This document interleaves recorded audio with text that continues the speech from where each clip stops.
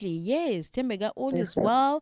Yeah, we are a bit coldish here in Cape Town. It's cold, but yet the sun is out. That confusing sort of weather. But nonetheless, all is well. Thank you, and I trust that you're good as well. Awesome. I'm really good. Having the similar weather here in Durban. The sun is out, but quite chilly. I think it's But time to we just press on. At I least the think we sun is just out, embrace it. Yeah, We when can. rebranding, things that you've learned along the way. We've got Timbega back on the line. Sorry, Timbega, it seems that you've been kicked out, but you're back. Hey, these Apologies. technical challenges. What can we do? Hey, What can we yay, do? yay. Great to be back. Yeah, no. So as I was saying, what are some of the challenges before we get to the good things of rebranding? And then yeah, we'll speak about the highlights of it as well and how successful a rebrand can be done in order for it to, to get the right audience and so on and so forth. Mm, mm. Perfect. I love that question. And I think before we look at what rebranding is, let's look at what a brand is, right? Mm, In essence. And a brand, as much as, there's the visual elements, there's the logo, there's your brand colors, there's, your actual product or your service and etc. But a brand is very much the intangibles, right? What is it that you stand for? How do you make people feel? How do people interact with you? So, for example, if I sell bottled water. There we go. mm, mm, That's our product. We've got bottled water. And we know that there are many brands of bottled water out there, right? What makes your bottled water a brand and not just another product on a shelf, mm. right? It's your intangibles. It's the promise that you make. It's how you quench their thirst. It's how you source the water. It's how you responsibly bottle the water. It's the amount of employees that you have. Obviously, then it touches on a social economic impact. It's all those things that make your brand or make your product more than just a product. You know, it's the stuff that people want to feel part of something when they're able to purchase it, right? So you've got your brand, and now you go into a rebrand, right? Obviously, the biggest challenges would be the aesthetics. The colors are not the same, Mm, the, mm, the logos are the same, or your brand positioning is not the same, and etc. But I think the upside of it, if I could just touch on it quickly before we even get into it, is that if you keep the original stuff, the intangible that I was talking about, then your rebrand, first of all, it's going to be quite easy. Obviously, you're going to face your challenges, that's true, but it's going to be quite easy, number one. And number two, people are going to be able to follow you into your new era. So I think the biggest challenge would be the externals, that hey, I was looking for this bottled water and it looked exactly like this.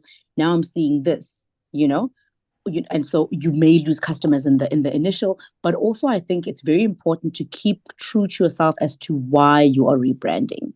So those I think some of the biggest challenges that mm, um people are gonna it's gonna cause a lot of confusion. But I think if you mhm. keep the original thing that have produced your brand in Yeah. the first place, or maybe you're rebranding to actually incorporate those things, right? Maybe you just had a product and that your product didn't have a story behind it. It didn't really touch people in the way that you wanted it to touch people. So you decide, let me have a rebrand and have a complete story that's going to, Mm. cause the 360 effect that I want to have with my customer and the relationship that I want to have with my customer. And that could really strengthen your brand. Hmm. I love that a lot. That it's about adding. You don't entirely starting afresh, but you're just adding certain elements onto the brand Mm. as part of the rebrand. And so we've heard of brands having a launch because I've rebranded now, so I'm launching. What are some of the techniques one can do or implement to introduce the new brand, the rebrand to their customers? Sure. And yeah, we live in a beautiful digital age right now, right? Mm, So the elements of launches, I mean, there's what you call a soft launch and what you call a hard launch. and etc. And I think maybe to answer this question, let me go back a little bit into what I was explaining about what a brand is, right? Mm. The various touch points that you already have with your customers, the various stories that you've been able to build with your customers, right? So the biggest way to actually introduce your rebrand would be obviously to have this big launch event and etc. But one of the best ways is to continue touching your customers in the way that you be touching them. What do I Mm. mean by this? For example, if you had quite a thick customer base in a certain area, then maybe consider having your launch there, because already you've got a nice footprint there and already Mm. you've got Mm. a good customer base. And so there we go. You're going to still touch base with the people and say, hey, it's still me, it's still Thembeka brand water, but my colors have changed or my logos have changed, or maybe even my ethos has changed, right? Mm. Maybe it's because you are now bottling your water at a different source or whatever. As I said, we rebrand for different reasons. So Mm. that could be that the way that you could do it. Also, you really utilize digital, and I really encourage that because with digital, the footprint is almost endless. Mm. Mm. It's almost endless. You can use your social media platforms. You can use your website. You can just go through an entire campaign. That brings your customers on the journey from the old into the new, right? So we're looking at things like probably going live on all your platforms because you can go live on Instagram, on TikTok, on Facebook, not on Instagram, I'm sorry, on Facebook, on TikTok, on YouTube, and on Twitter. You do a big live over there. You can stream that onto your website. It lives forever as well. So when people come up into your digital platforms, they can be able to see the launch and the rebrand and etc. And what's nice about that is you can do even like a journey of before and after, right? So Mm. if people do come into your site, they can see, oh, this is still the same Thembeka Magwaza water brand that I've come to know, but now there are these people, right? And you can be able to keep that information there forever. For even your website, you can even do like a beautiful countdown, so that as people keep on visiting your website, they see, oh, there's something new that's coming. There's something new that's coming, so it's not such a huge surprise. And Mm. obviously, as I'm going to reiterate, to keep your customer in your brand journey. So as I said, maybe in the area where you've had the most customers, keep them in your customer journey. Let them know first that, hey, we are going through a rebrand. We're going to be called this now, da, da, da, but we'll still be keeping, we'll be still the same people. We'll still be keeping the same ethos and etc. And so you have your launch event, and also it's a beautiful way to introduce new customers into your business, right? So let's say you are having your launch event, whatever you can have. So I believe in running, your promos and your promotional drives. Mm. There's obviously your traditional drives where you can have posters at the robots, or have people wearing T-shirts, or have Mm. car stickers and etc. But also you've got your soft launches, as I'm saying, where your soft processes where you utilize a lot of digital. You can even utilize influencers, because there's also that element. I love now how people have a lot of option, so you have a lot of option if you are going to go through your rebrand. But I think the important thing is for you to know why you're rebranding, number one, and number two, what are the things that have changed, so you can be able to take your customers along on that journey. Don't leave your customers behind. Let's not find you here, you are Thembeka Magwaza today, and then tomorrow you are as Velo, you know? It's like, whoa, what has happened? So the important thing, Yeah.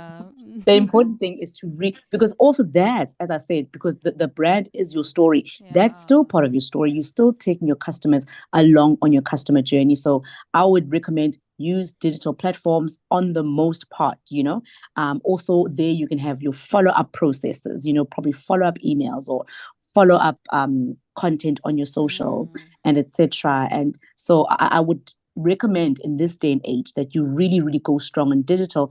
But if you have, and also maybe even your customer age as well, maybe if you've got more Mm. senior customers, they prefer obviously the more touch, human touch kind of, of Mm. interaction. Whereas if you probably have a predominantly younger audience, then, on your digital platforms and your social media platforms, then that works really, really well. And you have really, really good conversion at usually very, very low overheads. Mm, So it's about understanding the market, understanding your people, your community, and giving them what they need and what works for them. Definitely. So, Definitely. Thembeka, without you giving too much information out, I think we should actually stop the conversation here.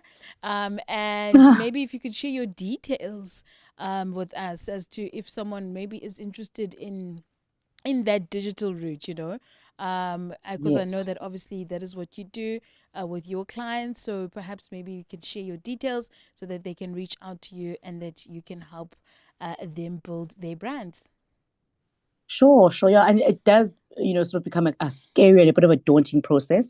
And yes, that's Mm, why we're here, to make it a little less scary, a little bit less daunting, and a little bit more mm. exciting, because in Yes. the world of digital, it's exciting because they really is. I mean, I'm obviously not gonna, put myself out there and say there is no limit or there is no end, but it's virtually, virtually no end, Mm, virtually no limit. And also you're able to really open up yourself to an international customer base that you wouldn't have had before. If we take a company like Uber, for example, mm, right? mm, We all thought it was a fad. We all thought it was a passing thing. It's never going to work. We love our meter taxis, we know them, they're mm, reliable and etc. But look at how Uber has revolutionized, oh, mm. the vocab, um, the Yeah. e-hailing business, that Mm. they don't own a single vehicle, but you can go anywhere in the world and And there's you're going to always be an able to Uber. have reliable transport. Mm, Do you know what I mean? You're going to have reliable transport. It's going to come to exactly where you are. There's things like geolocation and mm, etc. So as we're moving into this digital age, it's very exciting. But yes, I know it also can be very scary, and that's why Itina Creatives are there. So you can reach us on our website. It's mm. www.itinacreatives.co.za, and also on all social media platforms. It's Itina Creatives, right? Or you can pop us an email on info@itinacreatives.co.za. And also you can find me on my phone number. I'm available on WhatsApp only.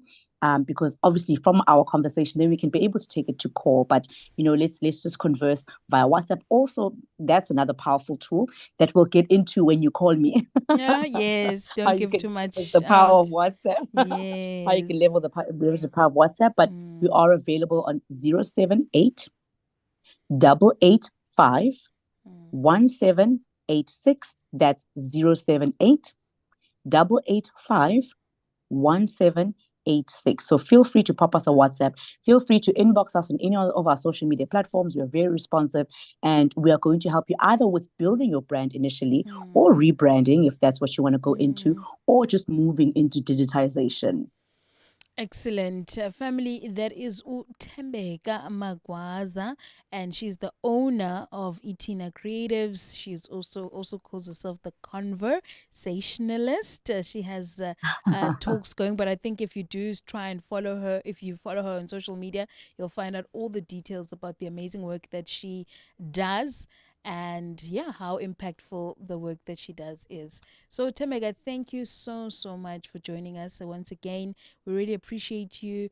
It's always a privilege, and may you continue to, yeah, go forth, and may God just extend your territory, Mm, and may you touch many lives and clients' mm. lives, through the work that you do.